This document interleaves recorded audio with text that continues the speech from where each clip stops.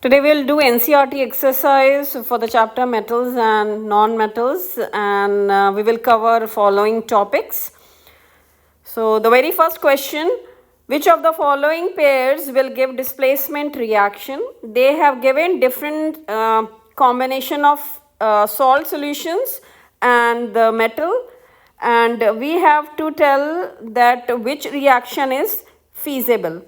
Now, before answering this, let us revise what is displacement reaction. So, in our displacement reaction, a more reactive metal will displace less reactive metal from its salt solution. And how we decide the reactivity of metal, this we will decide on the basis of the activity series or the reactivity series. In this activity series, metals are arranged in the order of decreasing their chemical reactivity. So, the most reactive metal is at the top and the least reactive one is at the bottom. Now, in the middle of the series, have a look here, we have a non-metal, that is hydrogen. And why we are placing a non-metal here? So, the idea is the metals which are above hydrogen in the activity series, they are able to displace hydrogen from the acids, and those which are below, they cannot. And the second idea, the metals which are at a higher level, they can displace the metal which are at a lower level from their salt solution.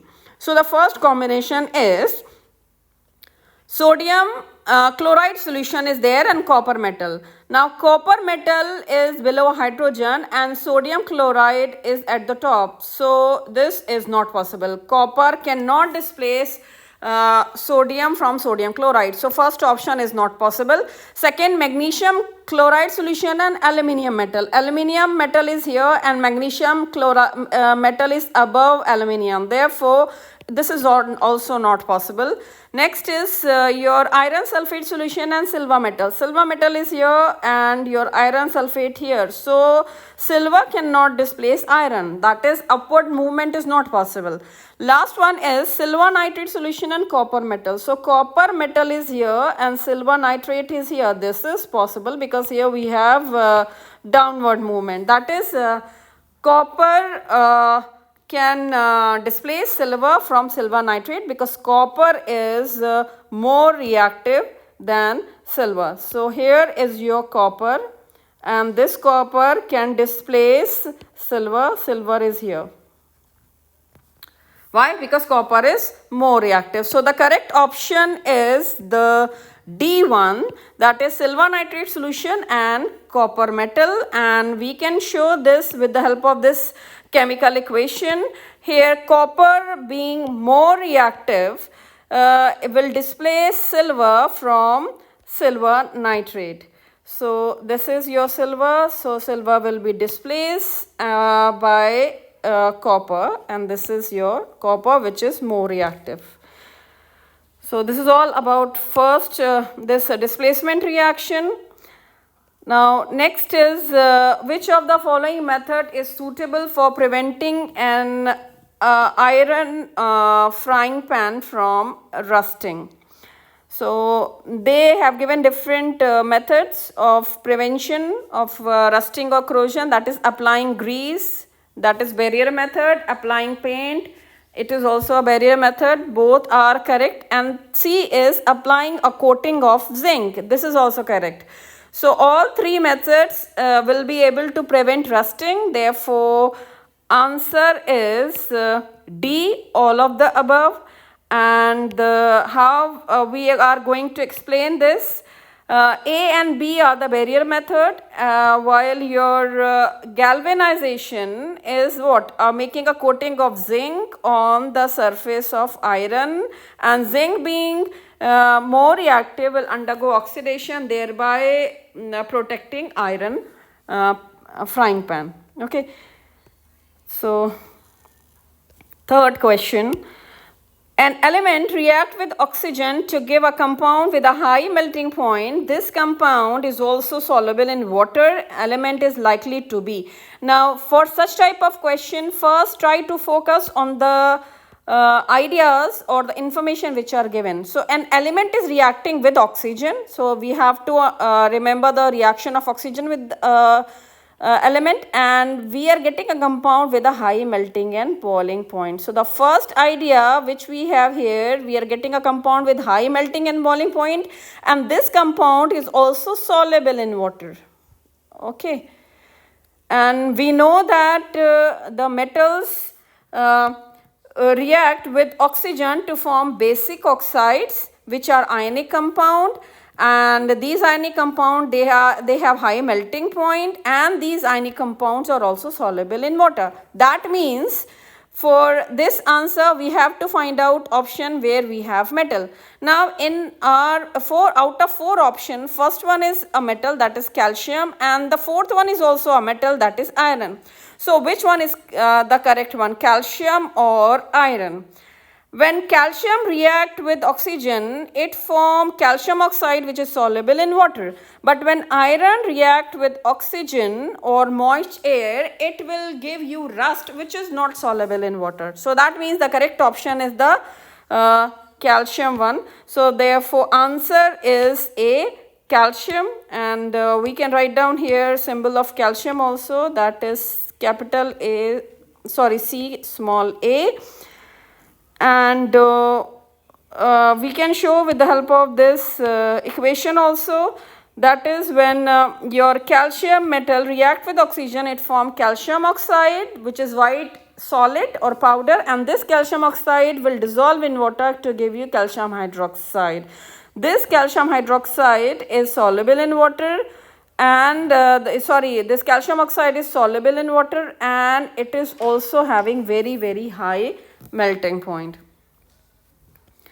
Fourth question, food cans are coated with tin and not zinc, reason. Okay, food cans, the basic idea is that we should coat food cans with such type of material, either metal or an alloy, which do not undergo corrosion easily, because the food that we preserve, they may be acidic or they may be very highly reactive with metals. So for this the correct reason is your zinc is more reactive than tin. Okay, so therefore the one which is less reactive will be used to make the coating, and we are not using directly the cans of made up of zinc. Why? Because zinc is being reactive, can react with the food article or item which is stored in those cans. So C is the correct option. And what is the explanation for this? Your tin will resist corrosion. Why? Because tin is less reactive than zinc, and therefore food cans are coated with tin. Okay. Fifth question. You are given a hammer, a battery, a bulb, a wire, and a switch. How could you use them to distinguish between samples of metals and non-metals, and assess the usefulness of these tests in distinguishing between metals and non-metals? So you have been given these articles, and you have to distinguish between metal and non-metal. So it's very clear from these items that we can make a difference between metal and non-metal on the basis of their physical properties, because we are not using any chemical reagent. Okay, so we know this, when we beat any metal with a hammer, they will convert into thin sheet, and this is called as what? Malleability of the metal. Metals are highly malleable. Okay, so what we will do, we will take hammer and we will beat the sample whatever is given to us with the hammer. If it is converting into thin sheet, then it is a metal, and if it is breaking into the pieces or we are getting powder, then in that case it is a non-metal. Okay, now we will second part is that rest of the items which we have here, battery, bulb, switch, and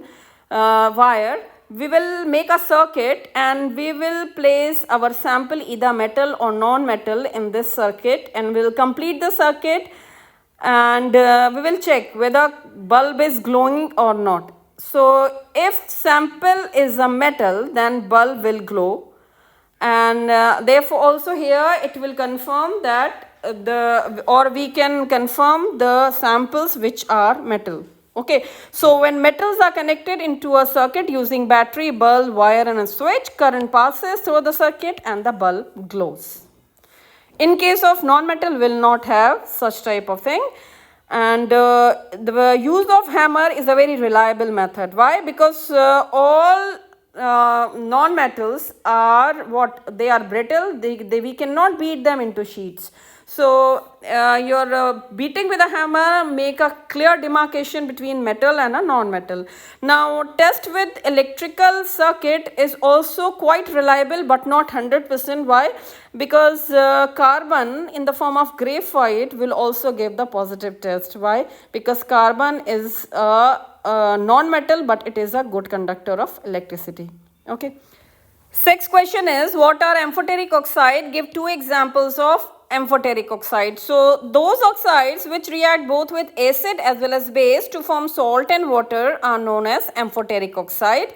And the examples are aluminium oxide and your zinc oxide. They are the amphoteric oxide. That is, they can behave as acid or they can behave as a base. So have a look here in the first reaction. When zinc oxide is treated with hydrochloric acid, it forms zinc chloride salt and water. So here it is acting as basic oxide because its environment is of acidic nature. That is, we are treating it with acid.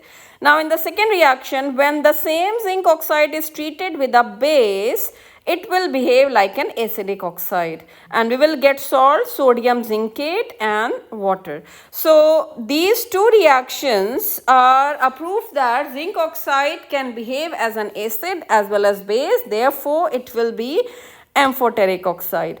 Now in these reactions, we have written formula of zinc chloride and sodium zincate. So have a look here how to write down the formula of these two compounds. For zinc chloride, zinc form di-positive ion and chlorine form uni-negative ion. Therefore, valency is 2 here and valency is 1 here. So we will cross multiply the valency. Therefore, formula will be ZnCl2. Okay. Now in case of sodium zincate, we are having two metals. That is, positive ion is because of the two metals, sodium and zinc. Sodium form uni-positive ion and zinc form di-positive ion, while oxygen form di-negative ion. Okay. Now we have to balance the charge. So what we will take here, we will take 2 sodium ion. Okay, so that we are having total charge 2 positive because of sodium and 2 positive because of the zinc. So total charge we can show here, it is better to write 4 unit positive charge, and we will take 2 oxygen atom. Therefore we will having again 4 unit negative charge. So therefore in the formula we will have how many sodium atom? 2, 1 zinc atom and 2 oxygen atom. This is how we are writing sodium zincate. You have to remember this formula in this way because directly cross multiplication we cannot do. We have to do the hit and trial method to balance the positive and the negative charge because salts are neutral. Come to the 7th question. Name 2 metals which will displace hydrogen from dilute acid and 2 metals which will not. In the reactivity series, metals which are above hydrogen can displace hydrogen from the acid, while which are below hydrogen they cannot. So we can take any metal for the first answer. So the metal which will displace hydrogen from dilute acid are we can write any of the reactive like sodium and potassium. And the metals which will not displace hydrogen from dilute acid are copper and the silver. 8th question. One thing for answering such type of question, you have to learn this order. That is, you have to learn the activity series of metals so that you are able to find out which metal is more reactive and which is less reactive. Question 8. In electrolytic refining of a metal M, what would you take as anode and the cathode and electrolyte? So, in electrolytic refining of any metal, anode is basically made up of impure metal. Anode is made up of impure metal because anode will dissolve, and cathode is made up of pure metal because at cathode metal will get deposited in the electrolytic tank, and we need ions of the same metal in the as a medium. Therefore we take your electrolyte as the metal salt solution. So like for example, when we do electrolytic refining of copper, we take electrolyte as copper sulfate solution, and to increase the conductivity, small amount of acid is added. Therefore we write it as acidified copper sulfate solution. And anode is impure metal because anode will dissolve, and cathode is a pure metal. Usually a thin strip of cathode is taken because here we will have deposition. So when we complete the circuit and we pass electric current, what will happen? Medium is of copper sulfate, therefore it has got copper ion. So these copper ion will go to the cathode. Why? Because cathode is negatively charged, connected to negative terminal, while anode is positively charged, connected to positive terminal of the battery. So copper ion being positively charged will be attracted towards negative electrode, therefore cathode, and there they will undergo reduction to give you copper metal. Therefore with passage of time, cathode will become thicker and thicker, and equivalent amount of copper metal will dissolve and go in the medium as copper ion, and this process will take place at anode, that is your positive electrode. Okay, so the impure metal will get dissolved and impurities will be collected at the bottom of anode always as anode mud. Okay, so we can show here a generalized reaction, that reaction at cathode. At cathode we have reduction, therefore metal ion will be converted to metal by taking electron from the cathode. Process is called as reduction. And at anode your metal will dissolve to give you metal ion, and the process is called as oxidation. Okay, so here anode is this one, here we are having oxidation, and cathode is this one where we are having reduction. Next question. Pratyush took sulfur powder on a spatula and heated it as shown in the figure below. They have taken, this is a spatula, a spoon type apparatus, and they have taken on this spatula sulfur powder. So this is your sulfur powder. Sulfur powder is what you have, yellowish color, and what he is doing, he is heating this sulfur powder. Okay, so when sulfur which is a non-metal is heated, it will react with oxygen to form oxide, and this gas will be collected in the test tube. Now the next part of question is, what will be the action of gas on dry litmus paper? So the gas which is produced because of the heating of sulfur in oxygen, we have to check this your gas with dry litmus paper and the moist litmus paper, and we have to write a balanced chemical equation for the same reaction. So we will see answer for the first one, that is what will happen when litmus paper is treated. So dry litmus paper, when we use, we will not have any reaction.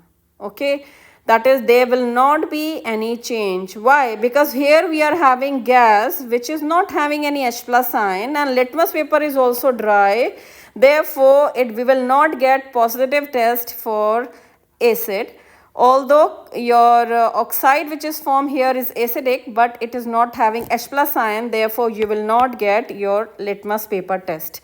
Now the second part, when we are treating with moist litmus paper, this litmus paper will become red. Okay, Why litmus paper will become red? Because litmus paper is wet. It will react with the gas, and we will have what your acid formation because of the moisture in the litmus paper. Therefore, we will be getting a positive test in this case. Now, why we are getting positive test in the second case, not in the first case? This is the explanation for that. Your sulfur, which we have taken in a spatula and we are heating it, we are getting oxide that we call as sulfur dioxide gas. And this sulfur dioxide gas, when react with the moisture in the moist litmus paper, it will form sulfurous acid, and this sulfurous acid is basically a source of H plus ion, and therefore these H plus ion are giving you positive test with litmus paper. Okay, so always remember, you will get positive litmus paper test only when you are having any source of H plus ion, and since dry gas is not having, this is the dry gas which is formed. This dry gas is not having any H plus ion, therefore we are not getting any test with the litmus paper. Okay, now next one, one more thing.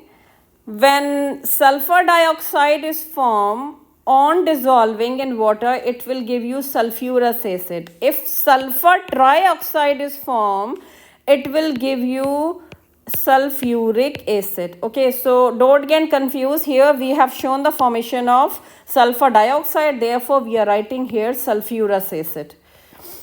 Next question, state 2 ways to prevent rusting of iron. So we know rusting we can prevent if we cut the supply of air and the moisture, and we can do it by barrier method. That is, either we can paint the surface or we can make a coating of more reactive metal like zinc. Like for example, process we can do is galvanizing, or a galvanized iron will not be having any rusting. Question 11. What type of oxides are formed when non-metals combine with oxygen? When non-metals combine with oxygen, acidic oxides are formed. You remember, in case of metals form basic oxides. So here we are getting the acidic oxides. Just a moment. And carbon dioxide, for example, is an acidic oxide. And how carbon dioxide is formed? When carbon, which is a non-metal, is heated in the presence of air, you will get carbon dioxide gas. This is normal combustion process, and this gas is acidic in nature. How we can prove this is acidic? Because when this carbon dioxide gas is dissolved in water, it will give you carbonic acid, and this carbonic acid is a source of H plus ion, so it will give you positive litmus test, okay, for acids. Next question, give reason. Platinum, gold and silver are used to make jewelry. Okay, platinum, gold and silver, they are below hydrogen in reactivity series. So these metals are not very reactive. They are inert, or therefore called as noble metals, and they have very bright metallic luster, or they have a highly shiny surface. Therefore jewelries are made of them, because they will add a dazzle and the beauty to the jewelry. So therefore your jewelry is made up of these metals which have metallic luster. Second question is, sodium, potassium and lithium are stored under oil. Sodium, potassium and lithium are alkali metal, and they are very reactive, and the reaction of these metals with air and water is highly violent. Therefore what happens, if they are kept in open, they will catch fire. Okay, therefore to cut supply of air, they are kept immersed in oil, so that they are not coming in contact of they are not coming in contact with air. Third one, aluminium is highly reactive metal, yet it is used to make utensil for cooking. Aluminium is reactive metal and it forms oxide very quickly. and you will get a thin layer of aluminium oxide on the surface of the utensil which are used in cooking. Therefore, your new utensil will turn dull gray in color because of the formation of this oxide layer. But this thin layer of aluminium oxide is not reactive, and it will prevent further oxidation of metal. Okay, so here your oxide layer itself is acting as a barrier, or it is protective layer. Next question, the fourth part. Carbonates and sulfide ores are usually converted into oxide during the process of extraction. Okay, we get different type of ores from the earth crust. So the one of the main step of metallurgy is that we convert carbonate or sulfide ore into the oxide ore. So the carbonate and sulfide ore are usually converted into oxide during extraction process. Why? Because it is easier to reduce metal into oxide into metal. Easier means what? It is more economical. Side by side, moderate conditions are required for the conversion of metal oxide into metal as compared to conversion of carbonate or sulfide ore into the metal. Okay. Next question. You must have seen tarnished copper vessel being cleaned with lemon or tamarind juice. Explain why these sour substances are effective in cleaning the vessels. Copper is what happens when copper particles are exposed to atmosphere. So you know that our atmosphere are having is having suspended water molecule in the form of moisture or humidity. So the copper will react with the moist carbon dioxide in the air, and therefore it will form what? Copper carbonate. And as a result of this, slowly, gradually, it will lose its shiny brown surface and you will get a green coating of copper carbonate. Now, copper carbonate is a basic compound. Therefore, it will dissolve in mild acids of lemon or a tamarind juice, making copper vessel clean. You know that acid react with base to give salt and water. So, we are able to clean the surface of these copper vessel. Why? Because this basic copper carbonate will react with the mild acid of either lemon juice or tamarind. Last question. Differentiate between metals and non-metals on the basis of their chemical properties. Now, metals and non-metals, they react differently with different substances, or they have different reactivity. Metals react with oxygen to form basic oxides, okay, and basic oxide means these oxides, they dissolve in water to give you a base. So in case of metal, we will get basic oxide, while in case of non-metals, they will react to form the acidic oxide. That means when these oxides are dissolved in water, you will get your acid, or sometimes also the neutral oxide, like in case of water.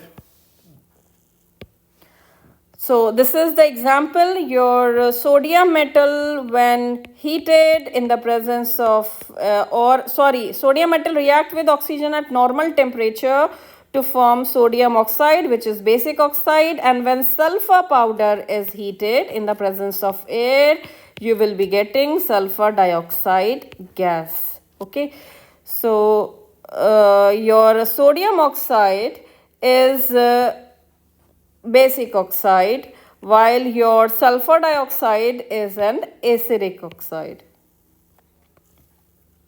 Second point, metals replace hydrogen from acids and form salt, and the non-metals, they do not replace hydrogen from acid. Okay, and we can show this with the help of this equation, like when sodium metal is treated with hydrochloric acid, dilute hydrochloric acid, we will get salt, sodium chloride, and hydrogen gas will be evolved. So metals are capable of displacing hydrogen, because metals are capable of giving electrons to hydrogen to liberate hydrogen gas, while non-metals cannot give electron, therefore they cannot displace. Now, metals form ionic or electrovalent chlorides, while non-metals form covalent chloride. And the example is this one. When sodium metal is treated with chlorine, you will get sodium chloride. This is ionic chloride, common salt. And here I have shown here the formation of HCl molecule, that is chloride of hydrogen, and it is covalent in nature. So this is the difference between their chloride. Next is few metals form hydrides. Hydrides are compound of any element when the element react with hydrogen. So metals form hydride with hydrogen, which are ionic in nature, like for example sodium hydride or lithium hydride. But non-metals, they will form many stable hydrides with the hydrogen, which are covalent in nature, like water, methane, HCl molecule, and ammonia are what? Non-metal hydride. So this is all about difference between metals and non-metals. Okay, next question. A man went door to door posing as a goldsmith. He promised to bring back the glitter of old and the dull ornaments. An unsuspected lady gave set of gold bangle to him, which he dipped in a particular solution, and the bangles sparkled like a new, but their weight was reduced drastically. Lady was upset. But after a futile argument, the man beat a nasty retreat. And can you play the detective to find out the nature of solution he has used? Okay, gold is inert metal. It will not react with either dilute acid or concentrated acid. So your such type of non-reactive metal, they react only with the special type of liquid, that is aqua regia. Aqua regia is a noble liquid. It is a fuming liquid which is capable of dissolving almost anything.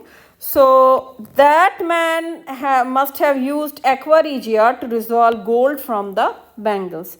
Now, what is aqua regia? Aqua regia is a mixture of concentrated hydrochloric acid, HCl, and concentrated nitric acid,